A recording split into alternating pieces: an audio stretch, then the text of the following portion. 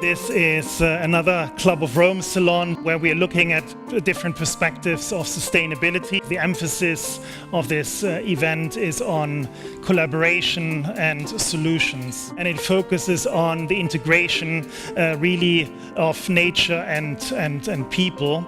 The fact that we are all part of one system and not really separated. Alle sind wir nur ein Stück Natur. Wie die Wasserglas, so blau, so pur. Ich weiß, dass du das weißt. Eternal exponential growth just won't turn out good in the long run. We have to ask ourselves, what have we learned? Have we developed alternative concepts to the growth paradigm? Have we finally understood that our world's resources are limited and that there are planetary boundaries that are non-negotiable, where a company's success is no longer purely defined in terms of profits? We all underestimate the importance of culture and arts in the way in which we're going to be able to get through the complexity of this 21st century. We do need to remember that every single actor in society has a role to play, and in particular, when we start to talk about the elephants in the room, because there are many. It is very clear that the obsession with technology to get us out of the mess that we've created is the reason why we continue to be in the mess that we created. I would say there's a great danger in technocrizing our survival. We need to look at not only the supply side, but we need to look at the demand side, and we need, most importantly, to address poverty and inequality, which is growing across the globe. We have to also address the inherent wastefulness of our addiction. We have to start thinking about how we can optimize our society and our ways to shift from continuous materialism and a capitalistic system that is very much based on an extractive economy. It is the wealthiest that have the highest amount of consumption and therefore CO2 emissions, but also in comparison between the North and the South, it is clearly the North that continues to consume the most. The poorest 50% are responsible for only about 10% of total lifestyle emissions. So when we speak about how to come together to solve those very problems pointed out before, let's acknowledge those who have caused it. Let's acknowledge that we are not, even in 2024, sitting all on the same table, that we're not all on the same page. How do we shift from an extractive GDP economy into an economy that services people, planet, and prosperity at the same time? What that means for us is entrepreneurship in the 21st century, which is in balance between economy, ecology, and social responsibility. So we would like to talk about opportunity because there will be a huge gap between the system change, which is necessary, and now. How do you overcome the, in my point of view, dysfunctional market? Because costs are socialized and externalized. We will not change the economic system as such, so what we need is opportunity. Entrepreneurship, some skills that we used to have and probably we lost over time, and we need to see the opportunity in this transformation. I'm perfectly also clear that just technology will not save us. We, to some extent, take the economic laws as laws of nature, and that's a narrative we need to change. I'm pretty sure that we will not change this world with just changing the behavior of people. It's the hardest thing that we can do. So what we try to focus on is the story with Enkelfähig to think entrepreneurial and to see the opportunity in that transformation and to make sustainability profitable. Because the one thing that this economic system can do is scale, big time. We need to use that economic system to scale sustainability and create an opportunity for family-owned businesses, but also for big businesses to scale sustainability. And the ultimate goal would be to internalize the externalized costs. Then the market could function again.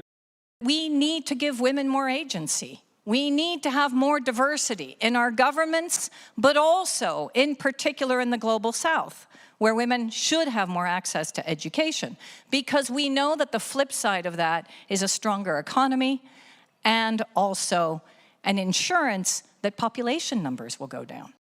The pain point is, as inequality grows, it reduces trust. Reduction of trust means that it has an impact on social tension, it has an impact on democracies, it has an impact on moving towards the radical right.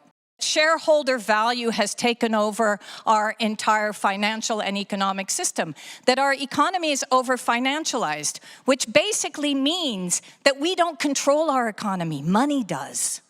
Profit does. 4 years ago, we shifted our approach because we have proven over decades that with the old simply total shareholder return approach, we were not successful. There are no stocks, no bonds, no financial assets, no business prospects, no jobs on an unstable or dead planet. There is the lack of willingness to transform, and I see that in all companies. Obviously, I see that in society. It's all fear about need to change, it's fear about costs, it's fear about losing power, losing wealth, losing status, and that's very difficult to overcome. I just would like to see higher prices for non-sustainable behavior, because that would lead the companies into investing into more sustainable behavior. Whenever you try to change a company and transform a company, it doesn't matter if it's a sustainability transformation or digital transformation or whatsoever, it's probably the hardest thing to do. And that's something that we need to acknowledge, because if we don't take people along on the journey, we will lose them to the hard right. And we are currently seeing that all over the place. We need to show the opportunity, because otherwise we will lose these people and we will lose the companies and we will lose the entrepreneurs and nothing will change. Most of all, we need the privilege to reflect and to act on their own privileges. Given that this night is about collaboration, we cannot collaborate without causing conflict. But we need to acknowledge that there is a gap between the words and the action, and that gap is out there. It's most visible and obviously the dirtiest companies around the world, who all by now present us some climate targets, but who keep profiting and keep growing and keep expanding to the expense of all of us and our lives and livelihoods. This is not a great investment strategy. This is not a green project. This is not a great ecological transition we can do. No, this is a fight for survival, and that's a great difference. James Bond is a great story because there's someone coming with a fossil machine that will save us, quick and dirty, without us having to change anything. We hear someone here thinking about nature and maybe for the first time in a while acknowledge, oh, it's actually about not just some numbers, it's about us, it's about the survival. We need to be able to produce new dreams, new stories, new aesthetics, new words, new languages, new musics, new sounds, to fill that void that is out there. Because otherwise people will cling to old and outdated stories and visions of how an economy has to run and how a family has to run and how a country has to run forever, if we do not find those better stories to tell. The beautiful music by Berlin Metropol Trio and featuring Batila, they also showed that emotions are very important, dreams are very important in order to form new stories. Some people actually are playing out environmental issues and social issues against each other. What can be done in order to avoid polarization and the society actually falling apart so that we can take more people along? One of the jobs of movements is to polarize, because in order to come together, we must be able to acknowledge differences. There's obviously the big task to bring people together, building unlikely alliances and so on. We can give people hope, which is an important thing to do. We can shift discourses. We can even put solutions on the map that were ignored for decades. Movements cannot repair a democracy that has established a culture of distrust between a government and their people. Aren't role models important that also stand for a new future as it could be in terms of positive storytelling? So when we look for those role models, I think it's also maybe a moment to challenge why we're looking for that one person, or maybe it's something we were trained to do whilst having a life that was built and fought for and defended by a democracy and human rights, all of that, by people who came together. Why didn't you talk about some of the companies that are doing really well? You know why? A lot of companies approached me before and said, Luisa, don't you want to mention what we... I'm fighting on so many ends. I didn't want to get in that one fight of which companies to mention and which not to mention. Joerg, you pointed towards role models. What about highlighting the great policies that we do have? What about highlighting the great leaders that we do have? We have to bring forward our own good policymakers and entrepreneurs. And I have seen time and time again, it is the power mongers and the bad guys that are spending God knows how much money to make sure that they continue to win.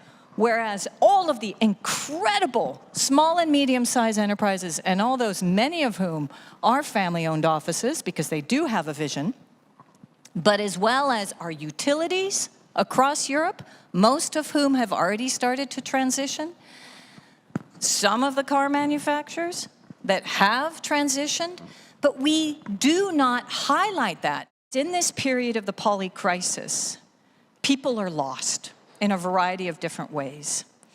And our role is somehow to build a bridge towards what is it that's important for them.